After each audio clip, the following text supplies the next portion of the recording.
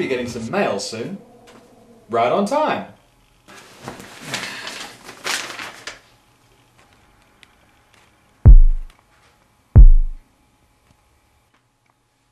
What the fuck?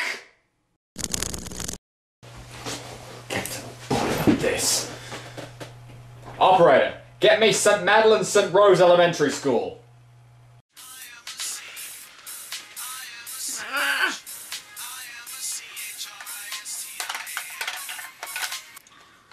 Hello?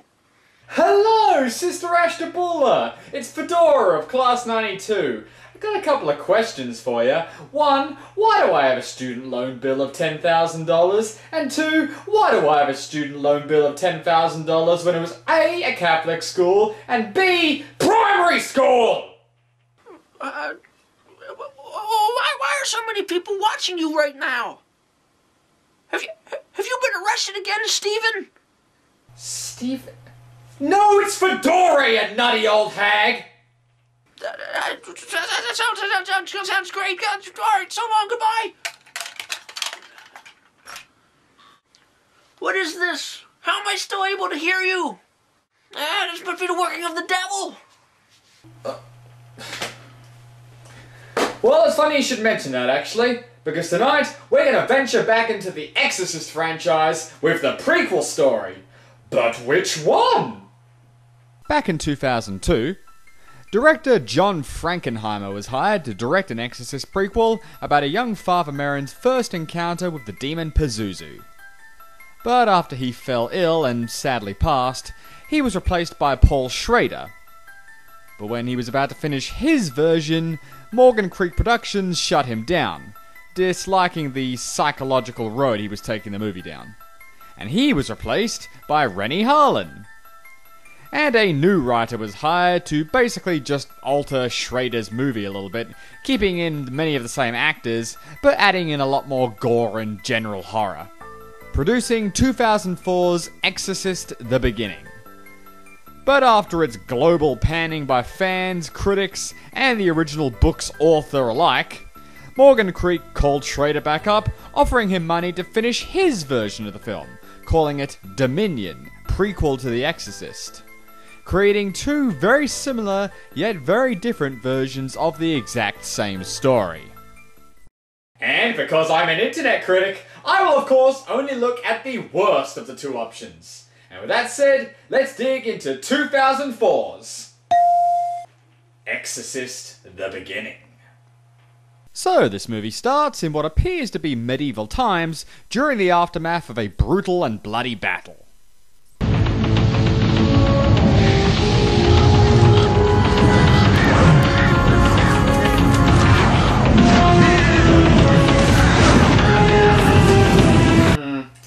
I appreciate your enthusiasm, but if you were going for a remake of the finale of The Life of Brian, I think your TV set might have been upside down. And somehow there are still less inverted crucifixes here than there were in The Omen 4. Flash forward a few centuries, and now we're in Egypt, where a young Father Merrin, played here by Stellan Skarsgård, is being offered a job to head to Africa to help excavate an ancient Christian church that predates the known foundations of the religion itself. The purpose of which is to find an artifact that represents the demon Pazuzu. What is that? Little monkey face, little shrunken head of some kind? Joe Pesci? Is that who that is? Is Joe Pesci? The reason I said former father is because Merrin has lost his faith and left the priesthood due to the horrors he experienced while in World War II. And when the full extent of these horrors are revealed by the end of the film, you won't blame him. Yeah, I lost my faith once. One of the other sisters, you know what she did? She hid him behind the couch on April Fool's Day. So Merrin reluctantly agrees, and he and his assigned team arrive in Africa, who are eager to begin the dig. Well, a lot more eager than the locals anyway. Do you know why the men won't enter the church? Evil spirits. Oh. If you believe the Turkana. And do you? You bet I do, and I hear they're especially fond of possessing critics' bodies and taking over their web series. But as a priest, surely you must believe in such things. I'm an archaeologist. I'm not a priest. And that's funny. I met Father Francis outside and he told me you were. Did he? Well, he is mistaken. I'm confused. I'm confused. Why is Father Merrin having such a crisis of faith? I mean, he's already met God. He's already met him. He knows he's there. Loki, brother of Thor. Ooh, Tom. If I was a few years younger and not married to good old JC. We get our answer to the evil spirit's question pretty quickly, as the next day we arrive at the dig site and a couple of the workers start seizing out and a pack of CG hyenas show up, probably to nibble on the remains of Crawford from Prey. Oh, and that Dr. Sarah is here too, because I guess we need a romantic subplot in this movie? I found this, and I want you to have it. Ew, I meant with Merrin, not Michael Caine's creepy uncle. Okay. Let's get to the important business. Exploring that church. The mystery church, that's right. A feat easier than expected to accomplish as well. Hey guys, what happened to that wonderful award-winning climbing scene from The Exorcist 2? Oh wait, that movie is no longer canon anymore thanks to this. Well, we can certainly thank this movie for that much at least. Can't even trust angels, can you? Ah, Merrin, how are there crows in here if this place has just been uncovered after thousands of years? God. No, wait, I'm not a priest anymore. Xenu. So from sheer looks, this place isn't so much a Christian church as it is an anti-Christian one. So Merrin and his team look for answers with the archaeologist who originally discovered the church. But he seems to have mysteriously gone mad and was incarcerated. His breakdown was purely mental and extremely severe. That's why the Turkana fear the church is cursed. That and the disappearances. In the past few weeks, we've lost 12 men. Runaways. Or is it those evil spirits? Is my Richard Burton impression turning you on? Meanwhile, some paranormal activity has begun around the camp, yep. Ooh, inverted crosses. Ooh, crucifixes upside down. Ooh, haven't seen any of that nonsense before. Very original. Very original. What else you got? Ah, so it seems the hyenas are still hungry. Ah, that's fucking pleasant. Let's spend 5 minutes watching them tear this child to shreds, while his obviously not possessed kid brother just stands there and watches. So is this Joseph kid? Joseph, that's cute. Is he going to be this movie's Reagan stand-in? Well, I guess we'll find out later. As the next morning, Merrin visits the archaeologist in the nut house.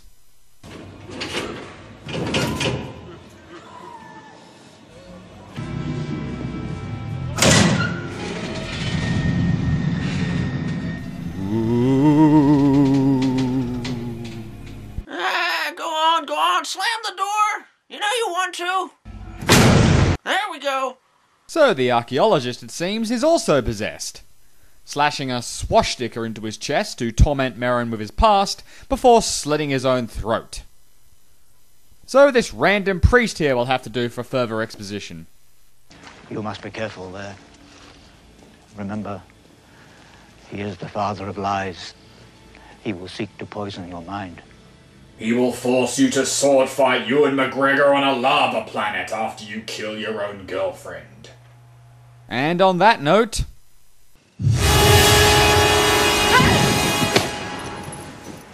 You threw it away. God damn it, creepy old man, get lost! Okay, on that actual note...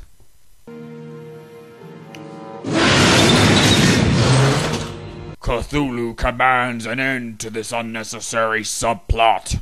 Taking the hint, Merrin heads back down into the church. Again, how and why are there crows in here?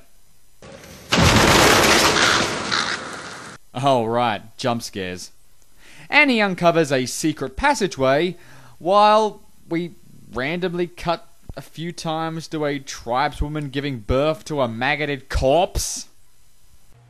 I think I'm starting to see Renny Harlin's script input now. He didn't alter the script in order to incorporate the gore. No, he just stabbed it in where it wasn't needed, like some Hellraiser sequel hack job. Ugh, a human sacrifice chamber? Underneath the church? Ugh, are you kidding me? That's it's just gross. Gross! Sure is, sister. And meanwhile, on the outside, things are starting to get a lot more satanic, as Sarah's creepy old stalker also appears to be under possession.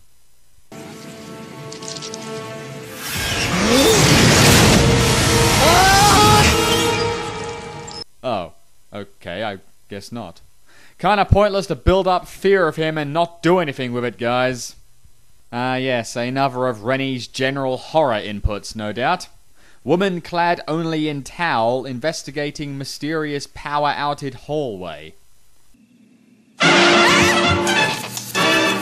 Are you scared yet? Is this generic haunted house stuff doing wonders for the Exorcist name or what?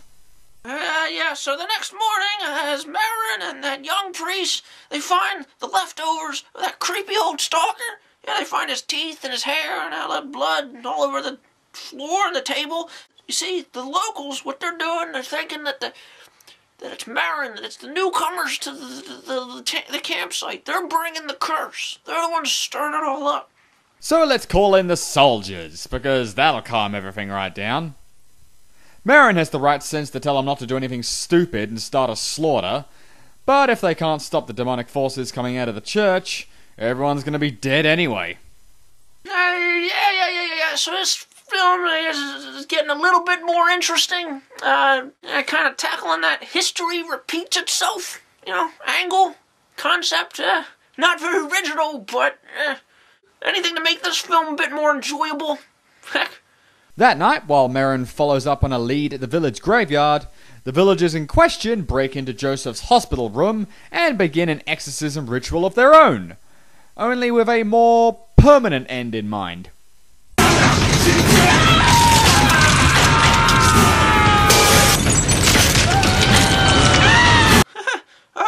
Is that the arthritis kicking in? Poor fellas, poor little fellas. I used to be able to dance a mean tango back in the day.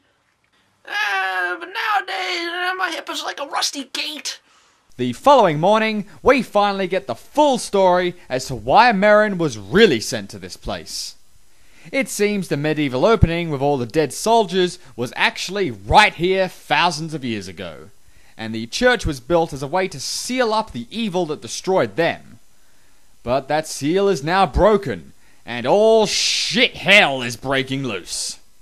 So the priests, they take little Joseph to the church to keep him safe, while Merrin goes looking for Sarah. Where the heck is she at? We don't know. There's a sandstorm going on, there's just chaos out in the streets, there's just bodies flying left and right. The natives still want to kill Joseph, as the demon possessing him is the cause of all of this. But Merrin and his friends are determined to save his soul by, how else, an exorcism. Oh look, Merrin found that Pazuzu artifact after all. It was embedded in the big blood stain in the shape of Satan on the hospital wall. I don't know how you could possibly have missed that. Here's another twist that we all apparently missed though. It turns out Joseph is not the one possessed after all, but in fact, it's Sarah. It's just, I bet you feel pretty silly now, don't you, Merrin? Kissing that demon. No amount of toothpaste in the world is gonna get that devil taste out of your mouth. So with the war raging into a free-for-all insanity outside, Merrin enters the church and re-announces his faith in order to exorcise Pazuzu. Christ have mercy on us. Lord have mercy on us. God, Father in heaven have mercy on us. Alright, pea soup. The Come Son, on. Redeemer of the world. Pea have soup. mercy on us. You know you want to do it. God, the Holy Spirit Any second have mercy now. on us. Come on. Pea soup. Why would he listen to you? Well, how about that I paid for this DVD, and I paid to see pea soup, damn it! Merrin scares the demon off with some holy water, but it grabs Joseph and flees to the sacrificial chamber. I'm not sure why Joseph is still important now, but we can gloss over that. Pazuzu's mind games begin now, with some manifestations of the townspeople the Nazis killed, attempting to convince Merrin that he's too corrupt to be a priest again. Because you want to shove your rotten cock up her juicy ass. And of course the old, "I'm human now, I swear you saved me" trick. But Merrin's faith is just too damn strong. Demons! Name demons! I cast you out! You shall not pass! But even with Pazuzu exorcised, the demon still has to add insult to injury, making sure Sarah dies as a result. Goodness. Lose with some dignity. That's just being a sore loser. So as Merrin and Joseph escape the church to the joy of all the... Oh, right. This movie comes to an end with Merrin returning to the man who gave him the job in the first place to be a badass for the Lord. Au revoir, Mr. Merrin. It's Father Merrin.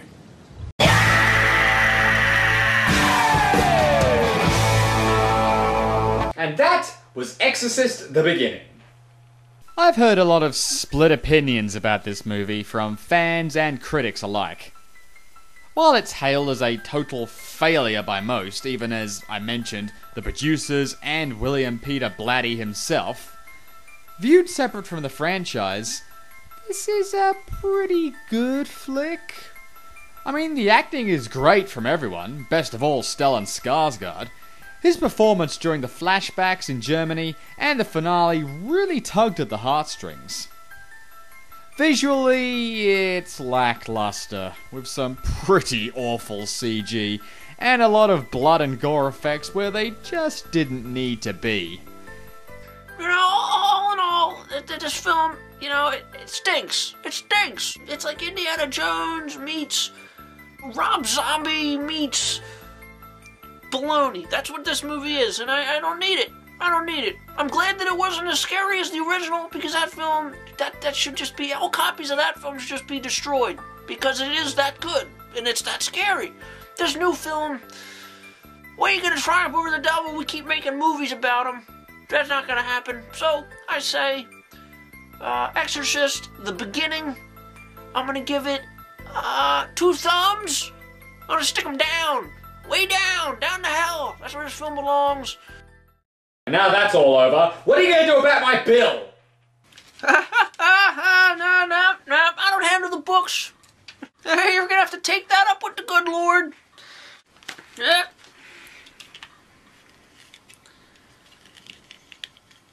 Well, time to go. So long. See you later. You wrinkled hellspawn! Well, whatever.